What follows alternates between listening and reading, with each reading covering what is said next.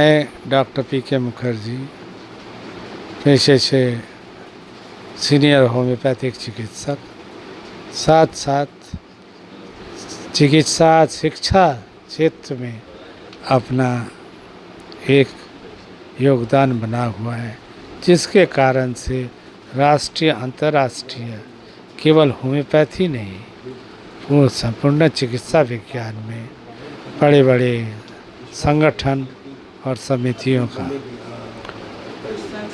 आजीवन सदस्यता कर रहा हूँ। साथ साथ मेरा एक हॉबी समाज सेवा और स्टडी करना, और उस पर कोई पूछे तो उसका जवाब देता हूँ। इस समय वर्तमान समय में नवरात्र की आज अंतिम बेला है, नवमी। इस नवरात्र के विषय में जो भी आपके पौराणिक कथाएं सब हैं, उनको हम उस पर आस्था रखते हुए हम इस नवरात्र को पालन करते हैं। नवरात्र इसलिए कहा गया है कि शुक्ल पक्ष में प्रतिपदा से लेके आपके दशमी तक जो 9 दिन का समय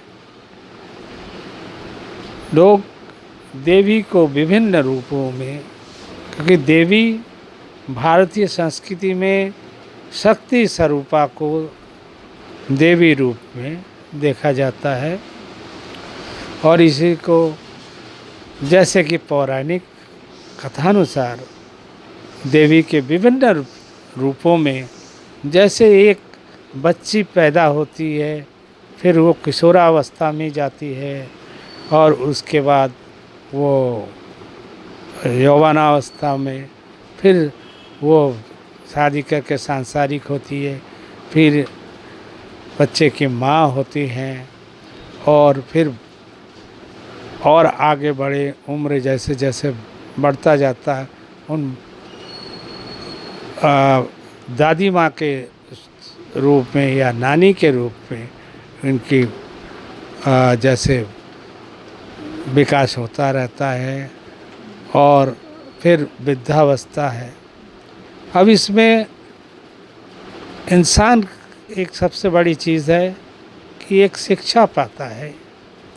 इस नवरात्र का मूल उद्देश्य है, नवरात्रि तो है, नव मतलब नई भी होती है, मतलब कि एक उस पर कि अंधकार में जो कृष्ण पक्ष कहा जाता है, उसके बाद एक शरद ऋतु का नवरात्र प्रारंभ होता है। कहा जाता है कि श्री रामचंद्र जी ने इस नवरात्रि की आराधना मतलब ये शरद काल में किया था, नहीं तो पूर्व तो शास्त्रानुसार, पुराणों के अनुसार ये नवरात्र की कहानी आपके चैत्र नवरात्र से बना हुआ है। लेकिन रामचंद्र जी की ये जो रावण का विजय, उसमें जो उन्होंने देवी की आराधना की, यही धीरे धीरे पॉपुलर हो गया लोगों के बीच में आज ये नवरात्र। अब नवरात्र का उद्देश्य क्या है? मैं आदमी अपने संयमित जीवन से देवी की आराधना करता है, देवी के शक्ति स्वरूपा देवी को विभिन्न रूपों में देवी को उनकी जो आस्था का प्रतिमूर्ति की वो पूजा करता है, और करने के बाद इस आस्था और भक्ति के द्वारा वो एक नई शक्ति प्राप्त करता है। इस नवरात्र का मूल अगर देखा जाए कि अन्याय के विरुद्ध में न्याय पाने के लिए लोग अपने आप को आत्मनिर्भर होके आत्म शुद्धिकरण करके भगवान या देवी की प्रार्थना कर वो शक्ति पाते हैं, जिसके द्वारा समाज की जो भी अंधेरापन या जो भी अवांछित परिस्थितियाँ चल रहा है उस पे विजय पाने हेतु आदमी इस नवरात्रि की आराधना करता है। हाँ। और इसमें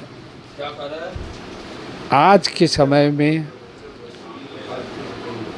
मैं कहूँगा इस नवरात्र को सही माने में लोग महत्व दें। कारण जैसे पुराण में देवी पुराण में वो जो कहानी, एक राजा जब अपने आप से हार गया था और युद्ध में वो विजय प्राप्त नहीं कर पा रहा था, तो अपने दुखी होके वो जब अकेले बन के ओर निकल पड़ा, लेकिन वो जाके सौभाग्य से एक ऋषि के पास पहुँचे। ऋषि ने उनसे कहा, तुम एक राजा क्षत्रप हो लोगों की सुरक्षा करने के लिए, और तुम अगर अपने को असुरक्षित समझते हो, इससे बड़ा और कष्टदायक चीज़ कुछ नहीं है। इसीलिए राजा को उस ऋषि ने देवी पुराण की सभी कथाओं को वर्णन किया कि असुरों का जब प्रभाव ज़्यादा बढ़ गया था, देवतागण जब उन असुरों से विजय प्राप्त नहीं कर पा रहे थे और समाज में लोग परेशान थे, तब देवतागण जाके अपने कुल गुरु ब्रह्मा विष्णु महेश के पास जाके ये प्रस्ताव रखा कि आपने जो जिनको वरदान दिया था वो अपने अवगुणों के कारण आसुरिक प्रवृत्ति असुर बन गए हैं, और कई जैसे आस्था के रूप में कई स्वरूप में, चाहे महिषासुर कहिए, चाहे शुंभ निशुंभ कहिए, चाहे रक्तबीज कहिए, चाहे चंड मुंड, ऐसे राक्षसों की देवी ने किस तरह से उनको ख़त्म किया। हाँ, और वो देवी की सृष्टि जो है, देवताओं ने ये कहा उनके गुरु ने कि सभी एक संयुक्त रूप में आइए और आराधना करिए तो देवी अवतारित होंगे। और वास्तव में देवी का जब संयुक्त रूप से लोगों ने प्रार्थना की तो देवी इस धरातल पे आई, और सभी देवतागण अपने अपने शस्त्र और इससे, जैसे देवी का 10 रूप 10 भुजा जो आज दुर्गा देवी के नाम से प्रसिद्धि है, उनके आप देखेंगे सभी शस्त्र सभी देवतागण ने अपने तरफ से दिया था एक अच्छे कार्य के लिए। अब पौराणिक कथा तो आएंगे, बहुत सारी चीज़ें आएंगे, मूल रूप में ये है कि इंसान को अन्याय अत्याचार से बचने के लिए खुद को समर्थ बनाना चाहिए और दूसरों की सहायता लेना चाहिए, और जिनको आप प्रतीक रूप में आगे स्थान देते, अपने तरफ से जो भी अपने पास शक्ति है, उस शस्त्र है, उसको दे के उस प्रतीक स्वरूप देवी, शक्ति स्वरूपा देवी को असुरवध का होता है। और ये असुरवध होने के बाद एक नई शक्ति लोगों को प्राप्त होती है, फिर पुनर्जागरण होता है समाज में, अच्छाइयों का, सत्यता का, मानविकता का जागरण होता है। ये हमारे भारतीय संस्कृति, सनातन धर्म जिसे हम हिंदू धर्म कहते हैं, इसका मूल चीज़ है कि अन्याय का प्रतिरोध।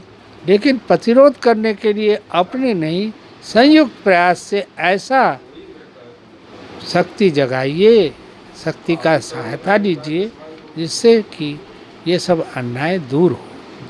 आज के समाज के लिए यही निर्देश देता हूँ कि इस नवरात्रि का पूजन के बाद हर इंसान के मन में जो एक नई उत्साह जगा, वो उसका सदुपयोग करे और सच्चाई की मार्ग, दायित्वता, कर्तव्यनिष्ठा, मानविकता इत्यादि चीज़ों को मानते हुए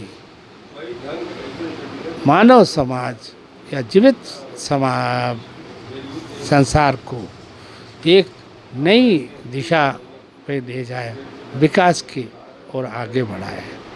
अंत में जो राजा जो प्रेरणा पाए थे ऋषि से, उन्होंने जब पूजा करने के बाद स्वयं देवी दर्शन दिए, तब उन्होंने कहा था, ये देवी पुराण में मंत्र है कि इत्युक्तं यदा यदा वादा दानवत्ता भविष्यति तदा तदात्मता है परमात्मनि। अर्थात जब भी इस धरती पर दानव, अन्याय, अत्याचार का विकास होगा, मेरे भक्त मुझ पर आस्था रखो, मैं किसी न किसी रूप में तुम सबको उस अंधकारमय परिस्थिति से प्रकाशमय स्थिति में ले जाता हूँ। फिर जो अंत में कहते हैं, इंद्रियाणाम अधिष्ठाति भूतानांच खिलेषु जा। इंद्रिय आप जानते हैं, पानी बरसने अरे देवता हैं जो जिनसे वर्षा होते। इंद्रियाणाम अधिष्ठाति भूतानांच, इस धरती भूतानांच अखिलेषु जा भूतेषु सततं तस्यै व्याप्ति देव्यै नमो नमः करके प्रणाम करते। चीति रूपेण, चित्त में जो बसा है, चीति रूपेण जाकृतस्मेत व्याप्त स्थिता जगत, सारे जगत में जो फैला हुआ है, उस देवी को मैं बारंबार प्रणाम करता हूँ। यह है नवरात्रि के मूल।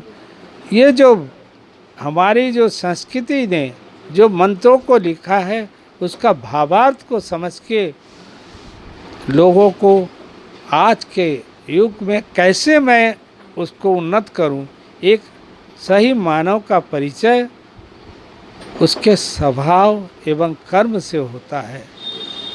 आदमी शरीर से कभी अमरत्व नहीं पाया है, लेकिन उसका कर्म जो कार्य करता है भलाई के लिए, उसके जाने के बाद जो उसका नाम अमर होता है।